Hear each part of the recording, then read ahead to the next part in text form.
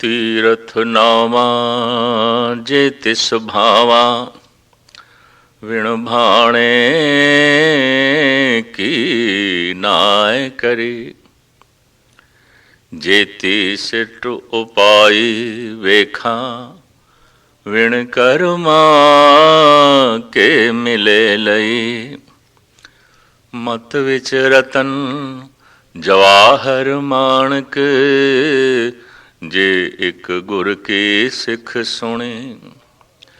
गुरा एक दे बुझाई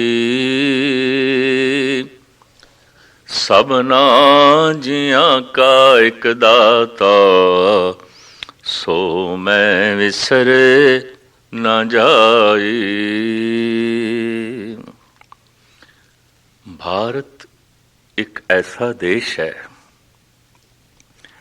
सदियां तो इत्थे तीर्थां दे इशनान दी धार्मिक तल ते परंपरा चली आ रही है। बड़ा प्रबल विश्वास, तीर्थां दे इशनान नाल सारे पाप धुल जांदे ने। ऐसी मनोत, ऐसी धारणा जगत गुरु बाबे दा इस संबंधी अपना दृष्टिकोण ये तो ठीक है। कुछ अस्थान धार्मिक तल ते महान होंदे ने और उत्थे बैठ के उत्थे जाके प्रभु नाल जुड़न दी, प्रभु सिमरन दी प्रेरणा अधिक मिल सकती है। खास करके जिथे जप तप बहुत चल रहा होवे, जिथे प्रभु दी चर्चा बहुत होवे, जिथे प्रभु दे प्यारे रोज निता प्रति सवेरे शाम आके बैठते होन, उस जगह दी वाइब्रेशन तरंगा लहरां इस ढंग दियां हो जांदियां ने कि मनुख प्रभावित होए बिना नहीं रह सकता। लेकिन कोरा इशनान करके आ जाना और कहना पाप धुल गए, गुनाह धुल गए, काम क्रोध पंचांके वसरे, तीर्थ नाय कहें सब उतरे। क्रोधी है, कामी है, लोभी है, हंकारी है, मोह दे च ग्रसे होया है। क्या तीर्थां दा इशनान इन्हां विकारां नूं धो देगा? अगर ऐसा है, जल के मज्जन जेगत होवे, नित नित मेंढक नावे, तैसे मेंढक तैसे ओनर, फिर जो नहीं आवे। भगत कबीर। कबीर जी दे पंथ दा प्रचार कीता सी धनी राम ने, और धनी राम ने भगत कबीर दे नां ते बहुत सारी बाणी उच्चारण की है, जो बीजक नामक ग्रंथ दे च मौजूद है। वो कहते ने जट बढ़ाए जो नर तर हैं, मोर क्यों ना तर हैं जिनके लंबे लंबे पर हैं। गंग नहाए जो नर तर हैं, मेंढक क्यों ना तर हैं जिनके गंगा में घर हैं। शंख बजाए जो नर तर हैं, गधे क्यों ना तर हैं जिनके शंख जैसे सुर हैं। कहत कबीर सुनो रे संतो, वही नर तर हैं जिनके हृदय में हर है। तो वास्तविक ते पार उतारा हरि नाम नाल होना है, प्रभु चिंतन नाल होना है, प्रभु सिमरन नाल होना है।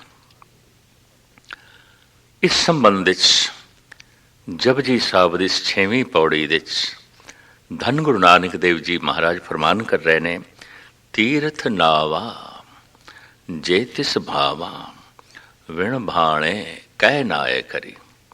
हाँ, तीर्थां दा इशनान मैं करां और ये तां ही कर सकांगा, तां ही तीर्थां दा इशनान समझो जे प्रभु नूं पा जाइए, प्रभु नूं कबूल हो जाइए। विण भाणे कह नाए करी, जे उसनूं भाए नहीं, जे उसनूं चंगे ही नहीं लगे तो नहाना किहड़े कम दा, इशनान ਕਿਹੜੇ ਕੰਮ ਦਾ। ਬੜੇ ਬੜੇ ਤੀਰਥਾਂ ਤੇ ਬੜੇ ਬੜੇ ਗੁਨਾਹ ਹੁੰਦੇ ਦੇਖੇ ਗਏ ਨੇ। ਸਵੇਰੇ ਸ਼ਾਮ ਨਹਾਉਣ ਵਾਲੇ ਵੀ ਮਨ ਦੇ ਤਲ ਤੇ ਮੈਲੇ ਦੇਖੇ ਗਏ ਨੇ। ਮੂਲ ਗੱਲ ਇਹ ਹੈ, ਪਾਣੀ ਦੀ ਪਹੁੰਚ ਮਨ ਤੱਕ ਨਹੀਂ ਹੈ। ਪਾਣੀ ਮਨ ਨੂੰ ਧੋ ਨਹੀਂ ਸਕਦਾ, ਪਾਣੀ ਸਿਰਫ ਪਿਆਸ ਬੁਝਾ ਸਕਦਾ ਹੈ। ਪਾਣੀ ਸਰੀਰ ਦੀਆਂ ਸਾਰੀਆਂ ਲੋੜਾਂ ਪੂਰੀਆਂ ਕਰ ਸਕਦਾ ਹੈ। ਪਾਣੀ ਨਾਲ ਗੁਨਾਹ ਧੁਲ ਜਾਣਗੇ, ਪਾਣੀ ਨਾਲ ਪਾਪ ਧੁਲ ਜਾਣਗੇ, ਔਰ ਪਾਣੀ ਮਨੁੱਖ ਨੂੰ ਮਹਾਨ ਪਾਵਨ ਬਣਾ ਦੇਗਾ। ਐਸੀ ਧੰਨ ਗੁਰੂ ਨਾਨਕ ਦੇਵ ਜੀ ਮਹਾਰਾਜ ਦੀ ਮਨੋਹਤ ਨਹੀਂ ਹੈ। ਤੀਰਥ ਨਾਵਾ ਜੇ ਤਿਸ ਭਾਵਾਂ, ਵਿਣ ਭਾਣੇ ਕਹਿ ਨਾਏ ਕਰੀ। ਜੇਤੀ ਸਿੱਠ ਉਪਾਈ ਵੇਖਾਂ, ਵਿਣ ਕਰਮਾ ਕਹਿ ਮਿਲੇ ਲਈ। जितनी सृष्टि उस परिपूर्ण परमात्मा ने बनाई है, बहुत कुछ बनाया है। बड़े पदार्थ, बड़ा रंग, बड़ा रूप, बड़ा रस, बड़ी धन संपदा, बहुत कुछ है। और इसे ब्रह्मांड दे बड़ा आत्म ज्ञान, बड़ा अध्यात्मक रस, बड़ी लीला। पर साहिब कहते ने वेखा, मैं वेखदा जितनी उस परी पूर्ण परमात्मा ने सृष्टि बनाई है, वेखा विण कर्मा कह मिले लई। बिना कर्मा तो की कुछ मिलता है। दरअसल कर्म ही प्राप्ति का साधन है। ऐसा परमात्मा ने चूंकि नियम बनाया, उसका हुक्म, उसकी मर्यादा, तो कर्मा अनुसार फैसले होंदे ने। कर्मा करके ही सुख दुख की प्राप्ति होंदी है।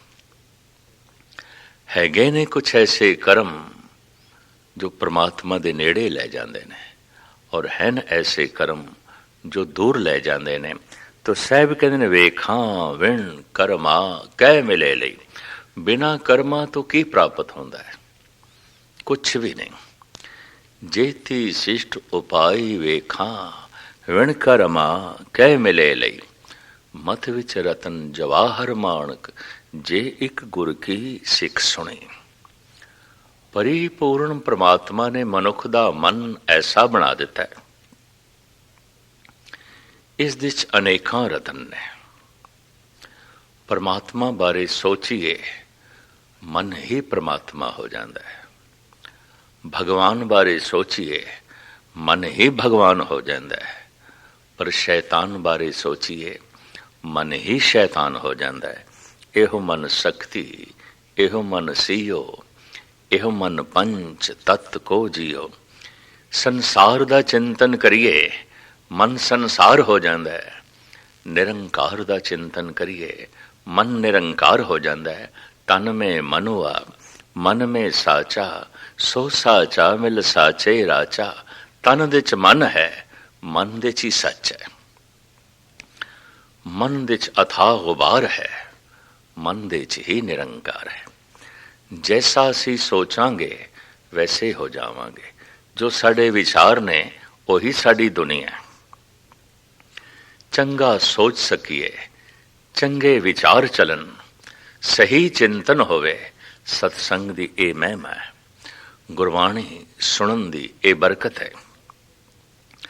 तो साहिब कहते ने मनुख दी मत सोच शक्ति ऐसी है, इहदे च तरह तरह दे रतन ने। इसे चों ही प्रेम पैदा होवेगा, इसे विचों ही ज्ञान पैदा होवेगा। निर्वैरता, निर्भयता दे जज्बे इसे ही मन चों पैदा होणगे। समदृष्टि इसे चों ही पैदा होवेगी। पर ईर्षा भी मन चों ही पैदा होवेगी। दुबदा भी मन दे चों ही होवेगी। और चिंता, फिक्र, ये भी मन चों ही जो है पैदा होवेगी। चिंतन भी मन दे चों ही प्रगट होवेगा। तो इस वास्ते साहिब कहते ने मनुख दी ये सोच शक्ति, विचार शक्ति एक ऐसा खजाना है कि इहदे चों अनेक दैवी गुणा दे रतन प्राप्त हो सकते ने। इकबाल कहते ने खजाना हूँ छुपाया, मुझको मुश्ते खाके सहरा ने। किसी को क्या खबर है कौन हूँ मैं, किसकी दौलत हूँ। ਹਾਂ ਤੇ ਮੈਂ ਖਜ਼ਾਨਾ, ਪਰ ਸਹਿਰਾ ਮਰੂ ਥਲ ਦੇ ਥੱਲੇ ਦਬਿਆ ਪਿਆ, ਛੁਪਿਆ ਪਿਆ। ਹੁਣ ਕੋਈ ਸਾਰੀ ਸਰੇਤ ਨੂੰ ਇੱਕ ਪਾਸੇ ਕਰੇ ਤੇ ਖਜ਼ਾਨਾ ਪ੍ਰਗਟ ਹੋਵੇ, ਫਾਲਤੂ ਵਿਚਾਰਾਂ ਨੂੰ ਇੱਕ ਪਾਸੇ ਕਰ ਦਈਏ, ਮਨ ਦੇ ਚੋਂ ਹੀ ਨਿਰੰਕਾਰ ਪ੍ਰਗਟ ਹੋ ਜਾਂਦਾ ਹੈ। ਇਸ ਤਰ੍ਹਾਂ ਜਿਵੇਂ ਕੁਝ ਫਾਲਤੂ ਪੱਥਰ ਦੇ ਟੁਕੜਿਆਂ ਨੂੰ ਇੱਕ ਪਾਸੇ ਕਰੀਏ ਤਾਂ ਪੱਥਰ ਦੇ ਵਿੱਚੋਂ ਹੀ ਮਹਾਤਮਾ ਬੁੱਧ ਦੀ ਮੂਰਤੀ ਪ੍ਰਗਟ ਹੋ ਜਾਂਦੀ ਹੈ, ਸ਼੍ਰੀ ਰਾਮ ਦੀ ਮੂਰਤੀ ਪ੍ਰਗਟ ਹੋ ਜਾਂਦੀ ਹੈ।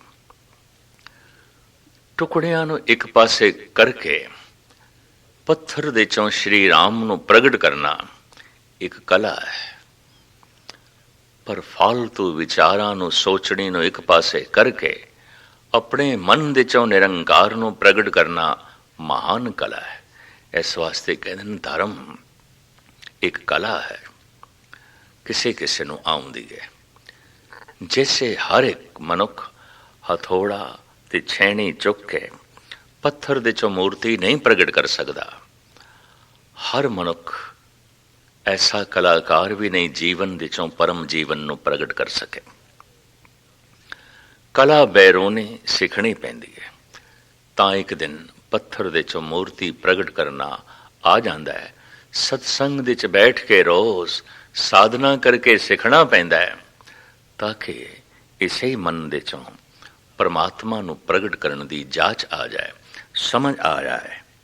ਮਤ ਵਿੱਚ ਰਤਨ ਜਵਾਹਰ ਮਾਣਕ, ਜੇ ਇੱਕ ਗੁਰ ਕੀ ਸਿੱਖ ਸੁਣੀ। ਦੈਵੀ ਗੁਣਾਂ ਦੇ ਕਿਤਨੇ ਰਤਨ, ਕਿਤਨੇ ਜਵਾਹਰ, ਕਿਤਨੇ ਮਾਣਕ ਇਸੇ ਹੀ ਮਤ ਦੇ ਚ ਨੇ। ਜੇ ਕਿਧਰੇ ਗੁਰੂ ਦੀ ਇੱਕ ਸਿੱਖਿਆ ਸੁਣ ਲਈਏ, ਗੁਰੂ ਦੀ ਸਿੱਖਿਆ ਨੂੰ ਸੁਣਿਆ ਤਾਂ ਫਿਰ ਕੀ ਹੋਵੇਗਾ? ਪ੍ਰਭੂ ਦੀ ਸੋਚਣੀ ਚੱਲ ਪਏਗੀ, ਪ੍ਰਭੂ ਦਾ ਚਿੰਤਨ ਚੱਲ ਪਏਗਾ, ਔਰ ਇਸੇ ਹੀ ਮਤ ਦੇ ਚੋਂ ਪਤਾ ਨਹੀਂ ਕਿਤਨੇ ਦੈਵੀ ਗੁਣਾਂ ਦੇ ਰਤਨ ਪ੍ਰਗਟ ਹੋ ਜਾਣਗੇ। ਫਿਰ ਸਤਿਗੁਰ ਅਖੀਰ ਦੇ ਚ ਇਸ ਪੌੜੀ ਦੇ ਅੰਦਰ ਅਰਦਾਸ ਕਰਦੇ ਨੇ, ਗੁਰਾ ਇੱਕ ਦੇਹ ਬੁਝਾਈ, हे ਗੁਰੂ ਬਖਸ਼ਿਸ਼ ਕਰ, ਰਹਿਮਤ ਕਰ, ਸੂਝ ਦੇ, ਬੂਝ ਦੇ ਉਸ ਇੱਕ ਦੇ ਜਿਹੜਾ ਸਾਰਿਆਂ ਜੀਵਾਂ ਦਾ ਦਾਤਾ ਹੈ। ਗੁਰਾ ਇੱਕ ਦੇਹ ਬੁਝਾਈ, ਸਭਨਾ ਜੀਆਂ ਕਾ ਇੱਕ ਦਾਤਾ, ਸੋ ਮੈਂ ਵਿਸਰ ਨਾ ਜਾਈ। ਜੋ ਸਾਰੇ ਜੀਵਾਂ ਦਾ ਦਾਤਾ ਹੈ ਔਰ ਇੱਕੋ ਹੀ ਦਾਤਾ ਹੈ, ਉਹਦੀ ਯਾਦ ਹਰ ਵਕਤ ਬਣੀ ਰਹੇ, ਉਸ ਦਾ ਚਿੰਤਨ ਹਰ ਵਕਤ ਚੱਲਦਾ ਰਹੇ। ਜੇ ਜੁਗ ਚਾਰੇ ਆਰ ਜਾ, ਹੋਰ ਦਸੂਣੀ ਹੋਏ, ਨਵਾਂ ਖਟਾਂ ਵਿੱਚ ਜਾਣੀਏ, ਨਾਲ ਚਲੇ ਸਭ ਕੋਇ। ਚੰਗਾ ਨਾਮ ਰਖਾਏ ਕੇ, ਜਸ ਕੀ ਰਤ ਜਗਲੇ, ਜੇ ਤਿਸ ਨਦਰ ਨ ਆਵਈ, ਤਾਂ ਬਾਤ ਨਾ ਪੁੱਛੇ ਕੇ। ਕੀਟਾ ਅੰਦਰ ਕੀਟ ਕਰ, ਦੋਸੀ ਦੋਸ ਧਰੇ, ਨਾਨਕ ਨਿਰਗੁਣ ਗੁਣ ਕਰੇ, ਗੁਣਵੰਤਿਆਂ ਗੁਣ ਦੇ। ਤੇਹਾ ਕੋਇ ਨ ਸੁਝਈ, ਜੇ ਤਿਸ ਗੁਣ ਕੋਇ ਕਰੇ। ਮਨੁੱਖ ਦੀ ਲਾਲਸਾ, ਚਾਹਤ ਸਭ ਤੋਂ ਪ੍ਰਬਲ ਜੀਵਨ ਦੀ ਹੈ। ਲੰਬਾ ਜੀਵਨ ਦੀ ਲਾਲਸਾ ਬੜੀ ਪ੍ਰਬਲ ਹੈ, ਇਹਨੂੰ ਜੀਵੇਸ਼ਣਾ ਕਹਿੰਦੇ ਨੇ। ਮਨੁੱਖ ਜੀਵਣਾ ਚਾਹੁੰਦਾ ਹੈ, ਬਹੁਤ ਜੀਵਣਾ ਚਾਹੁੰਦਾ ਹੈ, ਬਹੁਤ ਜੀਵਣਾ ਚਾਹੁੰਦਾ ਹੈ। ਲਕਸ਼ ਤੋਂ ਬਿਨਾਂ, ਸਮਝ ਤੋਂ ਬਿਨਾਂ ਵੀ ਜੀਵਣਾ ਚਾਹੁੰਦਾ ਹੈ, ਜਾਂ ਇੰਜ ਕਹਿ ਲੋ ਜੀਵਣਾ ਹੀ ਲਕਸ਼ ਹੈ, ਜੀਵਣਾ ਹੀ ਮਨੋਰਥ ਹੈ। ਪਰ ਨਹੀਂ, ਸਾਹਿਬ ਕਹਿੰਦੇ ਅਗਰ ਐਸਾ ਹੋਵੇ, जे जुग चारे आर जा। जे 4 युगां वर्गी उम्र हो जाए, भाव ਲੱਖਾਂ ਸਾਲ ਦੀ ਉਮਰ ਹੋ ਜਾਏ। ਸਤਿਗੁਰੂ ਜੋ ਇਹ ਕਹਿ ਰਹੇ ਨੇ, ਅਗਰ ਲੱਖਾਂ ਸਾਲ ਦੀ ਵੀ ਉਮਰ ਹੋਵੇ ਤਾਂ ਵੀ ਮਨੁੱਖ ਦੀ ਜੀਵੇਸ਼ਣਾ ਮੁੱਕਦੀ ਨਹੀਂ, ਤਾਂ ਵੀ ਮਨੁੱਖ ਜੀਵਣਾ ਚਾਹੁੰਦਾ ਹੈ, ਅੱਗੇ ਜੀਵਣਾ ਚਾਹੁੰਦਾ ਹੈ, ਹੋਰ ਜੀਵਣਾ ਚਾਹੁੰਦਾ ਹੈ। ਤੋ ਸਾਹਿਬ ਕਹਿੰਦੇ ਨੇ ਹੋਰ 10 ਹੋਣੇ ਹੋਏ, ਜੇ ਹੋਰ 10 ਗੁਣਾ ਵਧਾ ਦੇਈਏ, ਕਰੋੜਾਂ ਸਾਲ ਦੀ ਉਮਰ ਹੋਵੇ, ਜੇ ਜੁਗ ਚਾਰੇ ਆਰ ਜਾ, ਹੋਰ 10 ਹੋਣੇ ਹੋਏ। ਪ੍ਰਥਮ ਮਨੁੱਖ ਜੀਵਣਾ ਚਾਹੁੰਦਾ ਹੈ, ਲੱਖਾਂ ਕਰੋੜਾਂ ਸਾਲ ਤੱਕ ਵੀ ਜੀਵਣਾ ਚਾਹੁੰਦਾ ਹੈ। ਅਗਰ ਇਹ ਮੰਗ, ਇਹ ਚਾਹਤ ਉਸਦੀ ਪੂਰੀ ਹੋ ਜਾਏ ਤਾਂ ਕਿਆ ਰੁਕ ਜਾਏਗਾ, ਹੋਰ ਮੰਗ ਨਹੀਂ ਪੈਦਾ ਹੋਵੇਗੀ। ਫਿਰ ਮੰਗ ਇਹ ਪੈਦਾ ਹੋਵੇਗੀ, ਫਿਰ ਮਨੁੱਖ ਦੀ ਇਹ ਚਾਹਤ ਹੋਵੇਗੀ, ਮੈਨੂੰ ਸਾਰੇ ਹੀ ਜਾਣਨ, ਮੇਰੇ ਨਾਮ ਦਾ ਪਰਚਾ ਸਾਰੀ ਦੁਨੀਆ ਦੇ 'ਚ ਹੋਵੇ, ਹਰ ਇੱਕ ਦੀ ਜ਼ਬਾਨ ਤੇ ਮੇਰਾ ਨਾਮ ਹੋਵੇ, ਨਵਾਂ ਖੰਡਾਂ ਵਿੱਚ ਜਾਣੀਏ। 9 ਖੰਡ ਪ੍ਰਿਥਵੀ ਦੇ 'ਚ ਮੈਂ ਮਸ਼ਹੂਰ ਹੋਵਾਂ, ਪ੍ਰਸਿੱਧ ਹੋਵਾਂ। ਪ੍ਰਥਮ ਮਨੁੱਖ ਜੀਵਣਾ ਚਾਹੁੰਦਾ ਹੈ, ਫਿਰ ਪ੍ਰਸਿੱਧ ਹੋਣਾ ਚਾਹੁੰਦਾ ਹੈ। ਇਹ ਬੜੀ ਪ੍ਰਬਲ ਲਾਲਸਾ, ਬਹੁਤ ਵੱਡੀ ਲਾਲਸਾ ਮਨੁੱਖ ਦੇ ਅੰਦਰ ਹੈ। ਐਸੇ ਵੀ ਦੇਖਦੇ ਹਾਂ, ਸਰੀਰ ਰੋਗੀ ਹੋ ਗਿਆ ਹੈ, ਜਰਜਰਾ ਹੋ ਗਿਆ ਹੈ, ਬਿਰਧ ਹੋ ਗਿਆ ਹੈ, 90-100 ਸਾਲ ਦਾ ਹੋ ਗਿਆ ਹੈ, ਤਾਂ ਵੀ ਜੀਵਣਾ ਚਾਹੁੰਦਾ ਹੈ, ਜੀਵਣਾ ਚਾਹੁੰਦਾ ਹੈ। ਜੀਵਨ ਦੀ ਲਾਲਸਾ ਬਹੁਤ ਪ੍ਰਬਲ ਹੈ, ਬਹੁਤ ਪ੍ਰਬਲ ਹੈ, ਬੜੀ ਪ੍ਰਬਲ ਹੈ। ਇਸ ਵਾਸਤੇ ਸਾਹਿਬ ਕਹਿੰਦੇ ਨੇ, ਜੇ ਜੁਗ ਚਾਰੇ ਆਰ ਜਾ, ਹੋਰ 10 ਹੋਣੇ ਹੋਏ, ਨਵਾਂ ਖੰਡਾਂ ਵਿੱਚ ਜਾਣੀਏ, ਨਾਲ ਚਲੇ ਸਭ ਕੋਏ। 9 ਖੰਡ ਪ੍ਰਿਥਵੀ 'ਚ ਜਾਣਿਆ ਵੀ ਜਾਏ, ਚਲੋ ਇਹ ਚਾਹਤ ਵੀ ਉਸਦੀ ਪੂਰੀ ਹੋ ਜਾਏ, ਇਤਨਾ ਪ੍ਰਸਿੱਧ ਹੋ ਜਾਏ ਕਿ ਹਰ ਜਗ੍ਹਾ ਦੇ ਮਨੁੱਖ ਜੀਵ ਸਤਿਕਾਰ ਲਈ ਉਸ ਦੇ ਨਾਲ ਚੱਲਣ, ਉਹਦੀ ਤਾਬਿਆ ਦੇ ਚੱਲਣ, ਉਹਦੀ ਹਜ਼ੂਰੀ ਦੇ ਚੱਲਣ, ਉਸਦੇ ਸਨਮਾਨ ਦੇ ਚੱਲਣ ਔਰ ਉਸਦੀ ਆਗਿਆ ਦੇ ਚੱਲਣ। ਐਸਾ ਉਹ ਸਮਰੱਥ ਵੀ ਹੋ ਜਾਏ, ਐਸਾ ਉਹ ਇੱਜ਼ਤਦਾਰ ਵੀ ਹੋ ਜਾਏ, ਔਰ ਇਤਨੀ ਉਸਦੀ ਉਮਰ ਹੋ ਜਾਏ ਕਰੋੜਾਂ ਸਾਲਾਂ ਦੀ। ਸਾਹਿਬ ਕਹਿੰਦੇ ਨਵਾਂ ਖੰਡਾਂ ਵਿੱਚ ਜਾਣੀਏ, ਨਾਲ ਚਲੇ ਸਭ ਕੋਏ।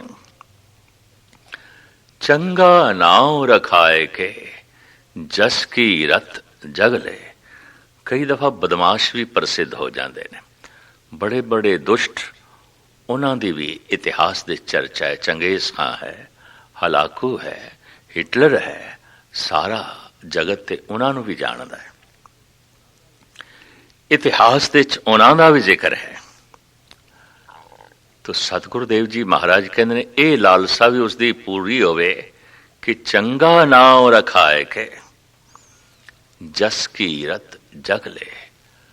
ਹਰ ਇੱਕ ਦੀ ਜ਼ਬਾਨ ਤੇ ਉਸਦਾ ਜਸ ਹੋਵੇ ਔਰ ਸਾਰੇ ਉਸ ਨੂੰ ਆਖਣ ਬਹੁਤ ਚੰਗਾ ਹੈ, ਬਹੁਤ ਚੰਗਾ ਹੈ, ਬਹੁਤ ਮਹਾਨ ਹੈ, ਬੜਾ ਉੱਤਮ ਹੈ। ਕੋਈ ਉਸਦੀ ਨਿੰਦਾ ਨਾ ਕਰੇ, ਸਾਰੇ ਜੋ ਹੈ ਉਸਦੀ ਉਪਮਾ ਕਰਨ, ਮਹਿਮਾ ਗਾਇਨ ਕਰਨ, ਚੰਗੇ ਢੰਗ ਨਾਲ ਉਸਦਾ ਨਾਮ ਲਵਨ। ਚੰਗਾ ਨਾਮ ਰਖਾਏ ਕੇ, ਜਸ ਕੀ ਰਤ ਜਗ ਲੈ। ਜਗਤ ਦੇ ਚੋਂ ਆਪਣੇ ਜਸ ਤੇ ਕੀਰਤੀ ਦਾ ਰਸ ਲਵੇ, ਭਾਵ ਸਾਰਾ ਜਗਤ ਉਹਦਾ ਜਸ ਗਾਇਨ ਕਰੇ, ਉਹਦੀ ਕੀਰਤੀ ਗਾਇਨ ਕਰੇ ਔਰ ਇਸ ਦਾ ਸੁਖ ਤੇ ਮਾਣ ਉਹ ਪ੍ਰਾਪਤ ਕਰੇ। ਸਾਹਿਬ ਕਹਿੰਦੇ ਅਗਰ ਐਸਾ ਹੋ ਜਾਏ, ਅਵਲ ਤੇ ਐਸਾ ਅੱਜ ਤੱਕ ਕੋਈ ਹੋਇਆ ਨਹੀਂ, ਪਰ ਮਨੁੱਖ ਦੀ ਇਹ ਚਾਹਤ ਹੈ। ਮਨੁੱਖ ਦੇ ਮਾਨਸਿਕ ਮੰਡਲ ਦਾ ਧੰਨ ਗੁਰੂ ਨਾਨਕ ਦੇਵ ਜੀ ਮਹਾਰਾਜ ਨੇ ਇਹ ਬਕਾਇਦਾ ਚਿਤਰਨ ਕੀਤਾ ਹੈ ਕਿ ਮਨੁੱਖ ਦੀ ਇਹ ਮੰਗ ਹੈ, ਮਨੁੱਖ ਐਸਾ ਚਾਹੁੰਦਾ ਹੈ, ਮਨੁੱਖ ਐਸਾ ਸੋਚਦਾ ਹੈ।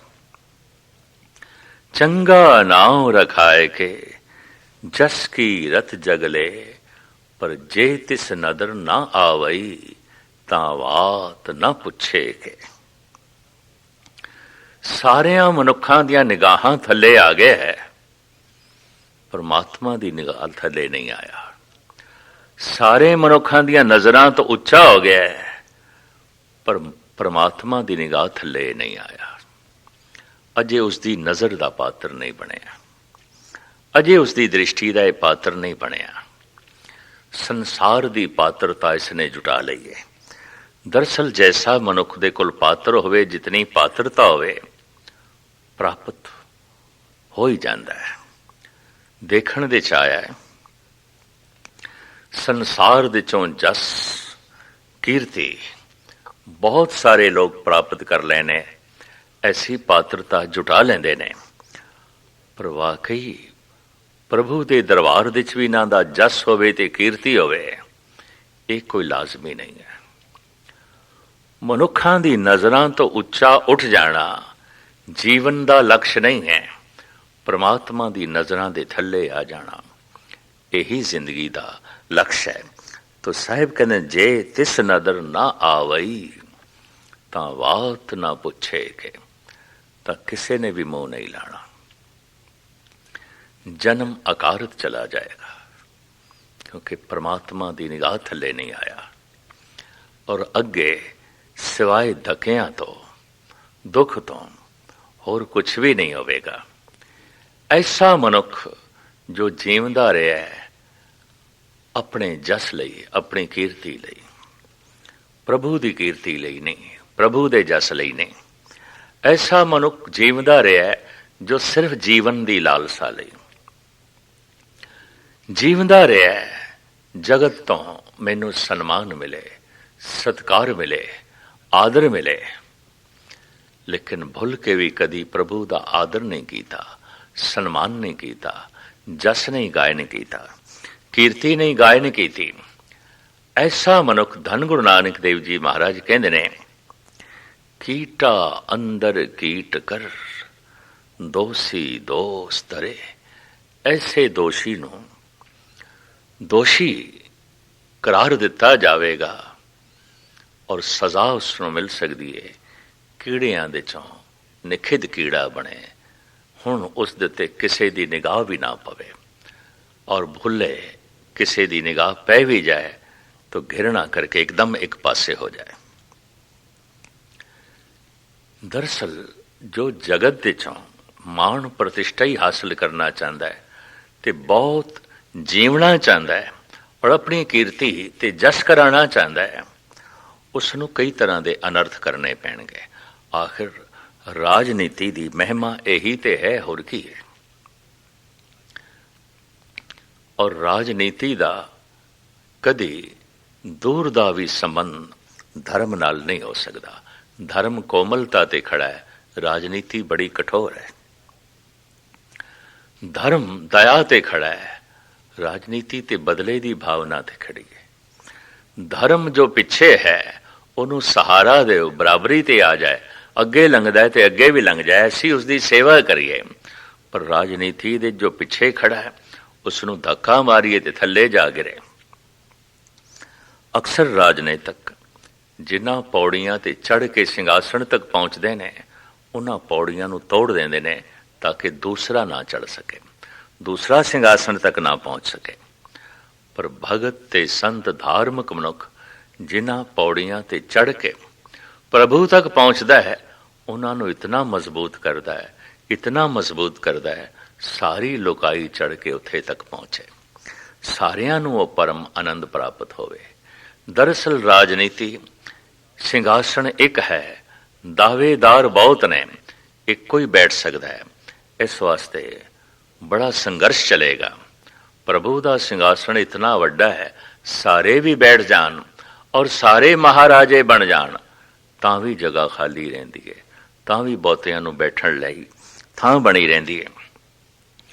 तो साहिब कहंदे ने ऐसा मनुख निर्दोष हो ही नहीं सकता जो सिर्फ अपनी कीर्ति चाहता है, अपना जस चाहता है, हर एक दी जबान दे उत्ते अपने ही नाम की उपमा चाहता है, बड़ी प्रसिद्धि चाहता है, पता नहीं कितने ये अनर्थ करेगा, कितने पापड़ बेलेगा।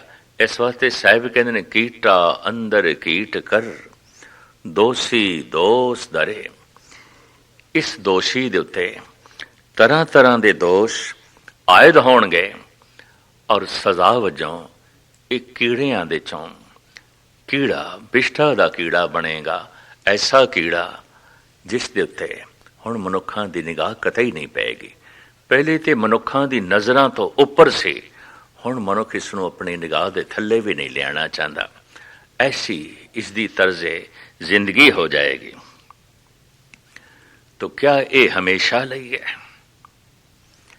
कहंदे ने पश्चिमी दुनिया दे धर्म, मिडल ईस्ट दे धर्म, इस्लाम, ईसाईयत, यहूदी, पारसी, नरक दोजक सदी भी एक दफा दोजक दे च पै गए तो हमेशा लई, फिर निकलण दा कोई रास्ता नहीं, कोई चारा नहीं।